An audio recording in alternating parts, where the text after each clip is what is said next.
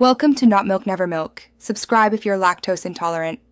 You start by locating the interior hood release. It's commonly under the driver's side dash or near the footwell. Pull the lever with a single confident motion until you hear the hood pop. This releases the primary latch. Once done, walk to the front and keep one hand on the hood to prevent it dropping.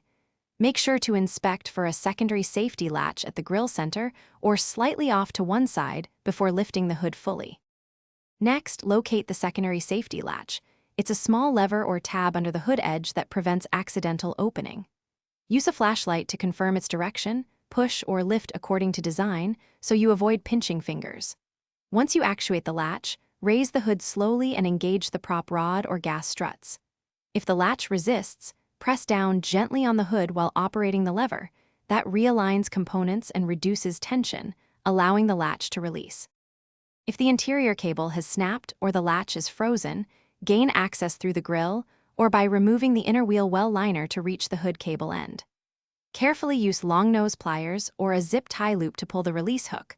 Work slowly to avoid bending the latch.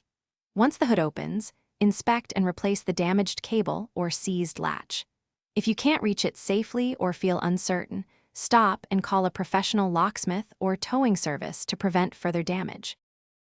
Thanks for watching. If this was helpful, leave a like and consider subscribing. See you next time.